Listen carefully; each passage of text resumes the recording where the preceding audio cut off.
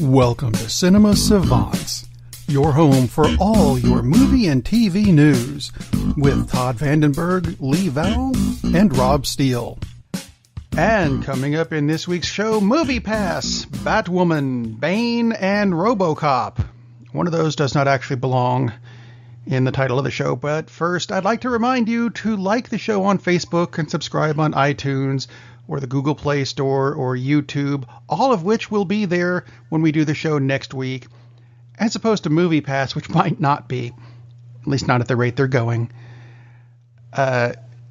It's dying very, very quickly, to the point, and I didn't know this was a possibility. Did you see what happened to their stock? It wasn't yesterday, it was last Friday. Yes. Did you see their stock of the parent company, Helios and Matheson, which ice dancing team from somewhere. Anyway. I didn't even know it was publicly traded, to be honest. I didn't either, but the stock hit 4.8 cents a share. I didn't know it was possible to go that low. Yeah, they did a 100-to-1 reverse stock split just to keep it listed on NASDAQ because it was going to drop below 10 cents. I've got 4 dimes in front of me on my desk. After they did that reverse stock split, it dropped again. So this is the second time it's dropped below a dime. This is after they artificially increased the value of the stock 100-fold. So yeah, they're not really in good shape. The reason they're not in good shape, and I'll have a question for Lee shortly, is because they're constantly changing the actual offering, regardless of what they say, and that changes like twice a week. Now supposedly they offer a broad range of films. By broad, not every film. 3. No, they've changed that. That's, according to their announcement, they offer 6 films.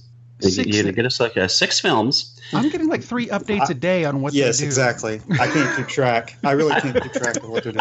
I checked last night, and there were 6 films available at my local Regal, which is the closest theater to me.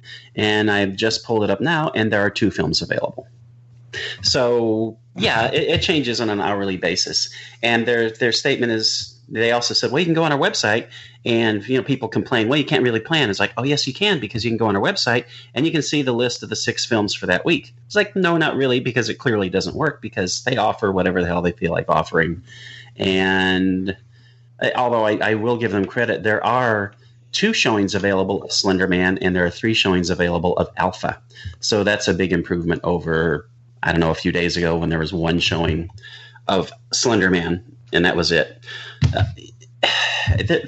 How on earth do you expect people to stay with the service when you have no idea if the service is going to give you any value whatsoever on an hourly, not weekly, not daily, on an hourly basis? You have no idea minutely what you can get. Yeah, that'll be coming soon, I'm sure.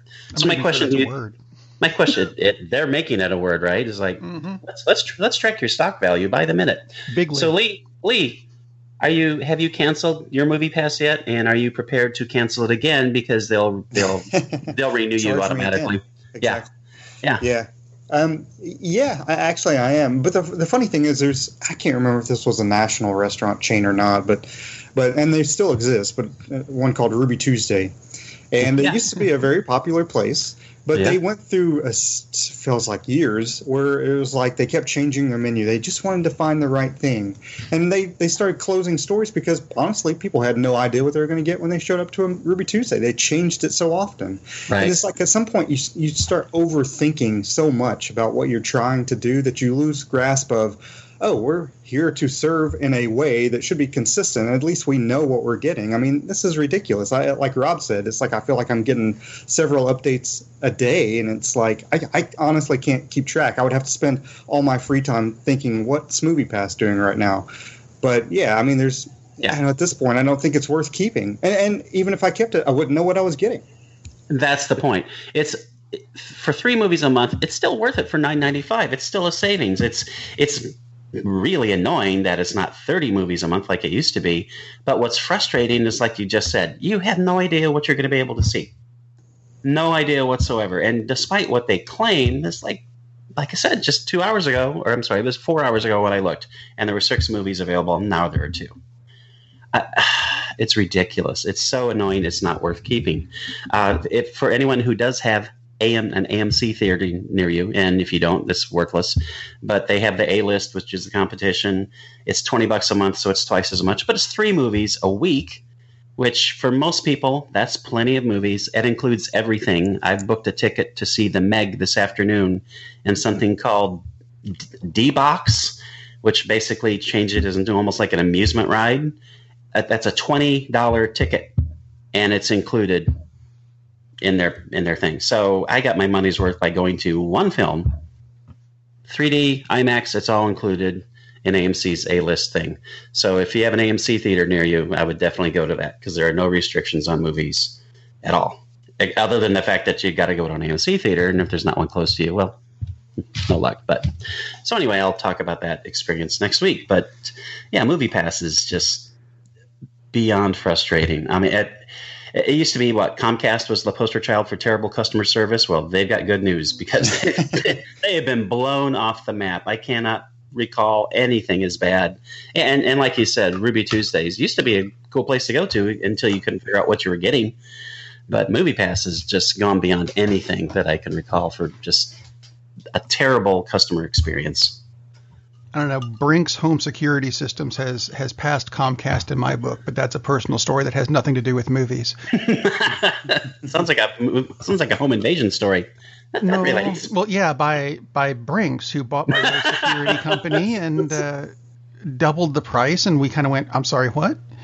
So, yeah, I just can't keep track of MoviePass, to be honest. It's almost like it changes as much as Renee Zellweger's face does.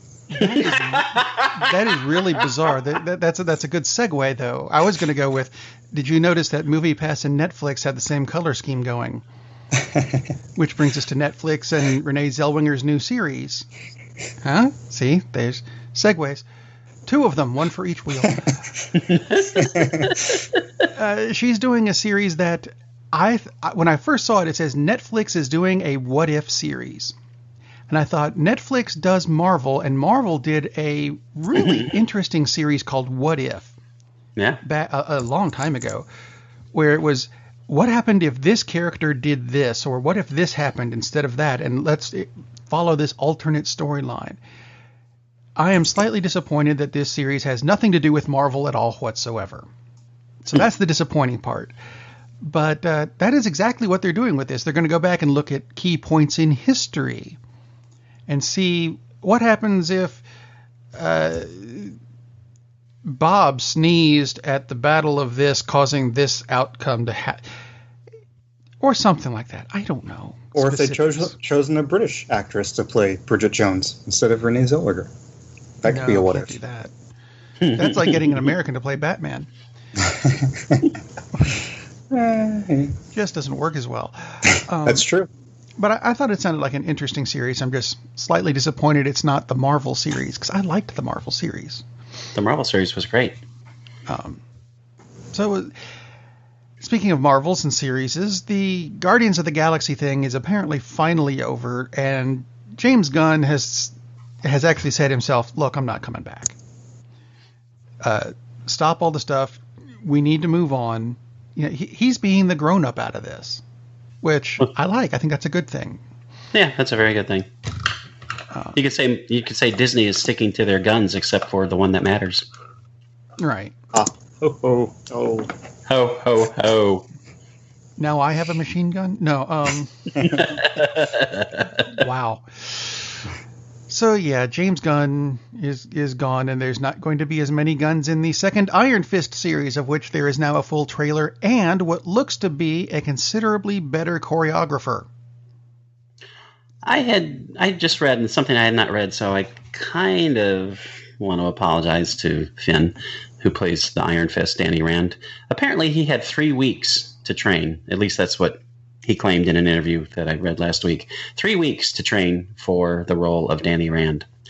That's not enough. That's not enough. That goes on Marvel. That doesn't go on him. I mean, how on earth can you possibly be prepared to portray the greatest martial artist on the planet in 3 weeks. That just doesn't work. That wouldn't work if you're an MMA fighter, let alone an actor. So that's just ridiculous. I like the idea when they originally cast the character, and this is back early 2000s, they wanted Ray Park to do it. Ray Parker Jr.? No. I would totally buy into Ray Parker Jr. Wow. No, Ray Park of Darth Maul and the bizarrely effective Toad in the X-Men movies. Indeed.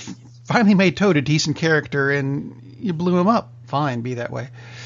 He's a little old for Danny Rand, though. That's the problem. At this point, yes. Yeah. But I'm sure there's other people who, again, I'm not knocking the guy who plays him now.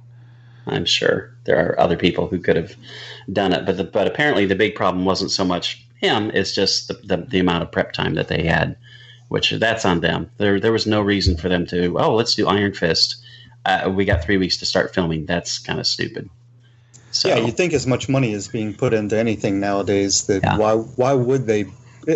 Do you believe the 3 weeks? Maybe it's not being factual. Yeah, I think even if it's 3 months, that's not enough. Oh, it's not. Yeah. No, it isn't. And I just kind of wonder, it's like, okay, if he was told he's got this gig and maybe he didn't really do the research and realize, I've got to do some training, but that's still on them to tell him, okay, as soon as you sign the contract, you're going to be in training. So, yeah, unless he's just flat out lying, then yeah. And I can see something like that. It's kind of hard to believe something like that would slip through the cracks for Marvel, but corporations do screw up.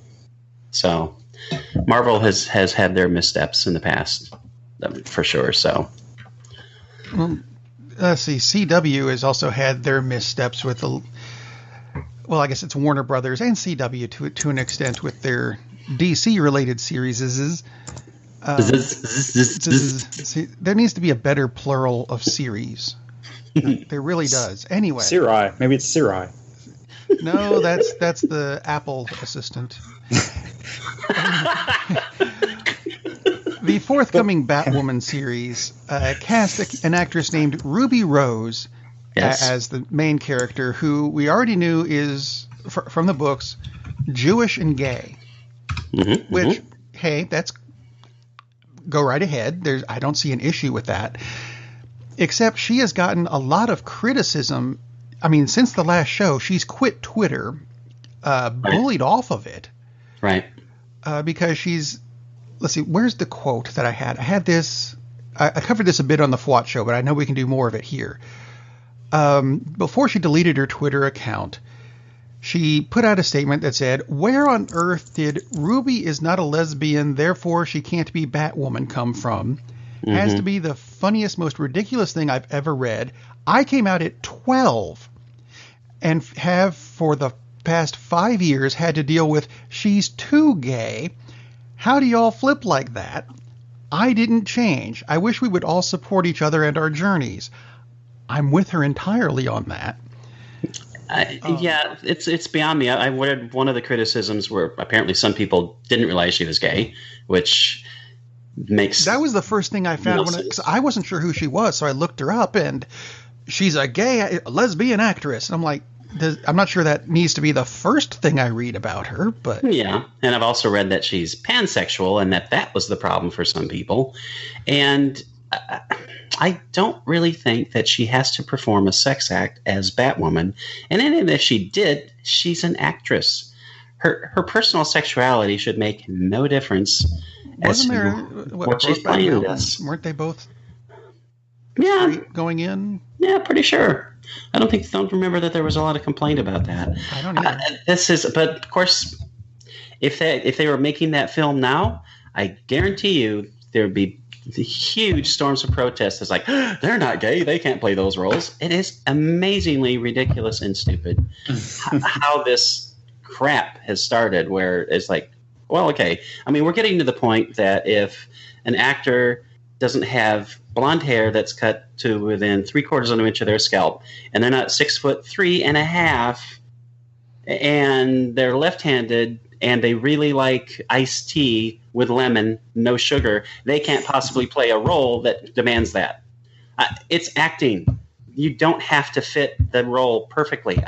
My God, it's absolutely insane. You don't have to be the character to act like the character. Oh my God, it's just it's ridiculous that she's had to quit, and she's far from the first actor who's just left social media because they're sick of the crap that they have to take. I guess it's the fanboy movement. I mean, the backlash that they've had. If a film doesn't meet their expectations, oh my God, it's awful. And they should not be allowed to work on this. And man. But before anything has even started on the project, let alone you're seeing the finished project, that happens far too often. Yet. Right. I'm not even sure they finished the script. And let me be clear. They're not talking about her abilities as an actress. They're talking about her personal qualities. There's a world of difference between saying, oh, this person shouldn't do this film because this person's terrible at their job, and saying, oh, this person doesn't fit because they don't represent that character's personality in their real life. That's why it's called acting, stupid asses. Be nice if we could get that right, but until it's going to be a while before we get there, I think. Oh, I don't think we'll ever get there, sadly. I really don't. Not in our lifetime, anyway. Not in mine, that's for sure. I mean, I'm checking the calendar. Yeah, not in yours. No, hell no. Well, the funny thing is, if you asked me the same question 4 years ago, I would think, yeah, no. Excellent point, right? Sadly, but true. So sticking with the Bat theme, Fox's Gotham series is coming up on its 5th, and we keep being told final season. Yay. And they said that they're going to include the father of Bane in this series, but they phrased it as the father of one of Batman's most iconic villains. Now, can I interject something here just for a moment before we get on to the real topic? Right. I think that show should be shelved because none of those people are actual high school kids who are going to be supervillains. So clearly it's just a terrible mess. Oh, absolutely. Anyway, back to the status of Bane as an iconic Batman villain. I don't think Bane was not introduced in Batman until 93. Mm-hmm. That's true. To me, the iconic Bat villains, Joker, Penguin, Riddler, and Catwoman, maybe Mr. Freeze. And I think everybody else is secondary. You do know that's 25 years, right? Yeah, I was about to say that's 25 years ago. So I mean, I think in one level I agree with you because most of the villains that I just mentioned are almost 80. But yeah, I guess 25, but it's still not. He's not iconic. When you think Batman, Joker, Penguin, and Riddler and Catwoman pretty much immediately spring to mind. I think the difference is Bane was the first character who ended Batman's career, even though it was temporary. And I think that helps give him iconic status. I mean, the Joker didn't break his back and put him on the shelf for a year. And the Penguin didn't. And I mean, I think that makes part of the difference. I mean, it was an iconic story. It's kind of it gets to the definition of what an icon is. It's like the Hall of Fame. I mean, in any sport, but in the Baseball Hall of Fame, you got people who are Hall of Famers, and then you got Ty Cobb, you got Babe Ruth, you got Hank Aaron. I mean, okay, there's the Hall of Fame, and then there's the Hall of Fame. And I get what you're saying. It's like Bane is not up there with it, but to me, the Joker is it, and everybody else is secondary after that. Yeah, so I agree with that. Bane maybe he's like on the 2.5 tier or something. I understand what you're saying, but when you mention some of the Bat villains, even people who don't know Batman go, "Oh, Two-Face looks like this." Poison Ivy, I have a general idea of what she looks like. Harley Quinn, kind of know what she looks like. You say Bane, and people go, No, I don't agree. Yeah. Bane is totally up there with those characters, but all right. Yeah. That's he's a major character. And if they had said a major character, then yeah. Yeah, I wouldn't have had... We wouldn't have had this discussion at all. But yeah, 25 years, and it's certainly a major role, but yeah, to me, it's like, okay, the iconic characters is the Joker, which is why the Joker's always out there. And how many people of watching it are going to be, 25, well, much older than 25? Maybe there's a lot, but if you're 25 or younger and you're spending money going to the movies, then Bane may be an iconic person. Oh, and that's true. Cars are classics after 20s. So for the crowd that's watching Gotham, Bane is an iconic character. That's true. Because most of the people watching Gotham are probably younger than the character of Bane. But Dad, I don't want to go to bed yet. I got school in the morning. Off to bed with you. But they haven't shown Bane's dad yet. Yeah, the whole thing is like, Bane's dad, really? So, okay, so this means that Bane is going to that high school? Is that what that means? Is that how absolutely stupid they've gotten with this show? And the principal is named Fish Mooney. Yeah. He gets eaten by the penguin. Yeah, it's Which makes sense because his name's Fish and he gets eaten by a penguin. Anyway. Moving on to another series I don't see any of us caring for. I love it. I love it already. Star Wars Resistance. Because that's going to be a thing on Sunday, October 7th when the show launches. It's a Star Wars animated movie, which I might have liked if I was still 7, which is why they're putting it on the Disney Channel. It's set. It's got Poe Dameron in it, so it's set in what I'm calling the Aftermath series. Because you've got the original trilogy, prequel trilogy, and now the Aftermath trilogy.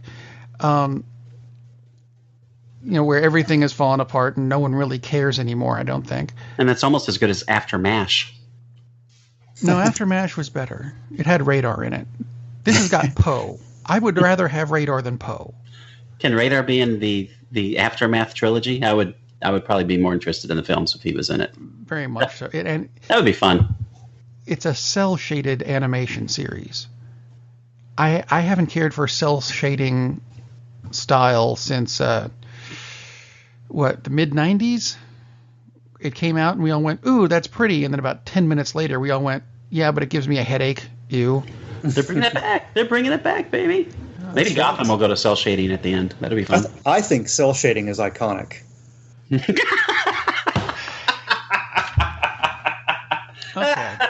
Wow. Okay, we'll move on to iconic then. Neil Blomkamp. I keep getting, I swear I read it as Blowkamp every time. That's a Bond villain. Blomkamp, who is directing RoboCop Returns, which is something of a reboot of RoboCop, except it's going to be a direct sequel to the original series, and he says he wants Peter Weller to continue to play RoboCop. That would be awesome. I don't care how old Peter Weller is. There's no reason for him not to play RoboCop. He is now 71. I don't think the age makes a difference, though, with RoboCop. No. It doesn't. I mean, he walks slow anyway. Right. Just tighten up the legs, the armor on the legs so he doesn't need a cane. There we go. I think it would be awesome to put him in. I mean, it's like, okay, so here we are. We're at RoboCop, and I assume, since he's talking about Weller, and hopefully they wouldn't do a lot of the de-agifying, that we'd be looking at RoboCop 30 years later. What's going on in Detroit? That would be fantastic. The idea is that they wouldn't do any aging because the film is going to deal with a RoboCop that has been around for decades. There you go. That would be beautiful. I think that works. Weller was great in the original Water. I mean, that's one of my favorite movies. To me, that's one of the 10 best movies of the 80s. Because it says so much about corporate greed and identity, and it's got all that going on. And Weller's awesome in that role. So that would be fantastic. And surely he just doesn't have like a full calendar these days. So I would think he would be kind of happy to get a shot at that. Last time we saw him was Star Trek's Into Darkness. So sure. It seems like his calendar is a bit free. He actually did some History Channel stuff. He was, this was a couple of years ago. He did because he's a professor, right, at Syracuse. That might be. Yeah. Anyway, he did a History Channel. He did narration, but it was more like he was interactive with it. It was really cool, actually. Well done. I'm trying to remember the name of it. He is a very cool dude. But that would be fantastic, and I was happy to hear that Blomkamp was doing RoboCop, because I think he's just a terrific director and has a very cool vision. And this is like, okay, now I'm doubling down. Unfortunately, I won't be using MoviePass to watch it when it comes out, but that's okay. It may wind up on Netflix, because God knows they seem to be buying half of the new properties these days. But that would be awesome if Peter Weller comes back for that project. Engineering an Empire? Yeah, that sounds right. Yeah, and he's got a PhD, which is interestingly enough, but he did teach at Syracuse for a bit for Roman and Renaissance art. Not what I would have expected. He is a Renaissance man. Yes, he has a PhD in Italian Renaissance art history. Well, who knew? Oh, so he actually should be playing Hannibal Lecter. So I can see that, actually. Oh my God, yeah, definitely. Could be playing Jason Bourne, but he's a bit old. Jason Bourne's dad. Yeah, he can play Jason Bourne with Bane's dad. Anyway, USA Network has decided to order a series called Treadstone, which is based on the Bourne franchise. It's supposed to be coming out in, 2020? So they're... Is it a prequel to the movies?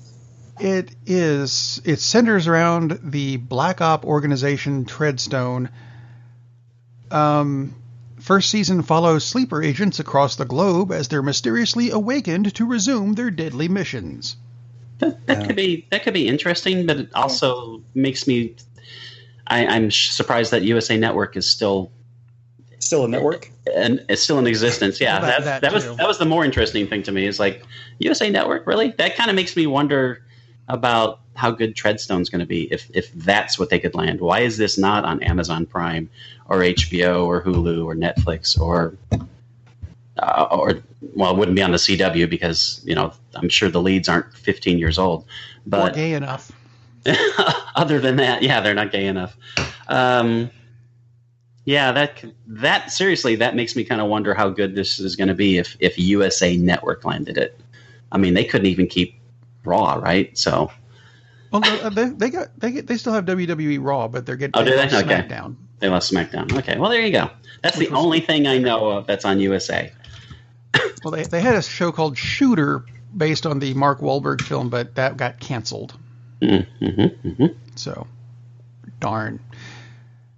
And unless we have something else to go with, I'm going to end on this really weird note that I came across. You guys have anything else? Anything going once, going twice? I'll say this real fast. It's not a review, but I saw When Harry Met Sally, not this past Friday before. I hadn't seen it in a while. I just forgot how freaking great the dialogue is in that movie.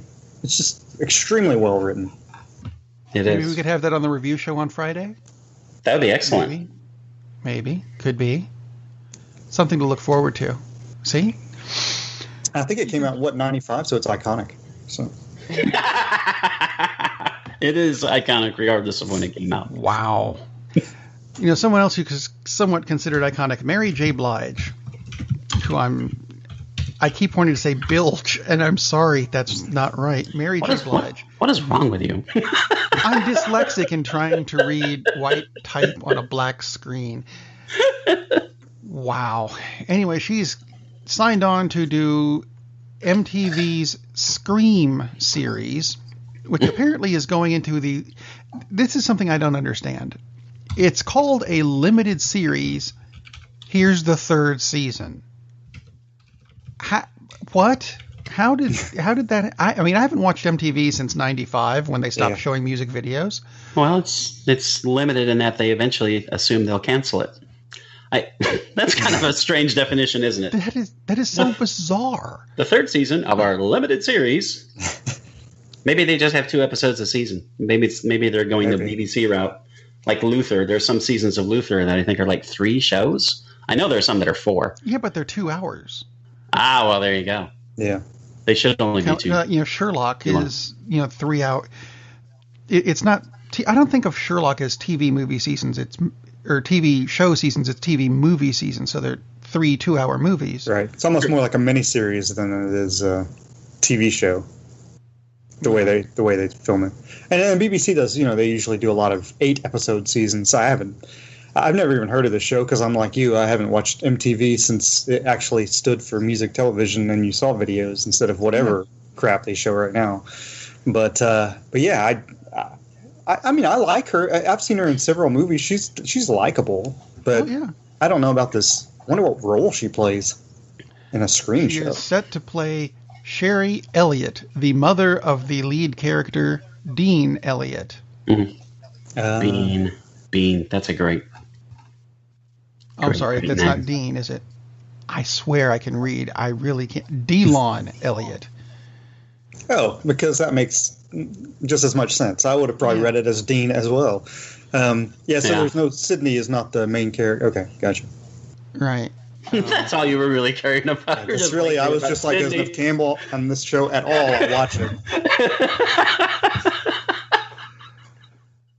Okay. And that's a good note to end this show on. Come back on Friday when we have reviews of stuff. We haven't figured out what we're reviewing yet, but it'll be worth listening to. So come back then. In the meantime, go watch a movie. Captain, we're losing power in the warp engines. I think we should be leaving now. I'm going to go home and sleep with my wife. And on that unusually harmonious bombshell, it is time to end. I am very disappointed! Man, we have a weird job. It's shameful, but it's a living. And like that, he's gone. Darn, that's the end.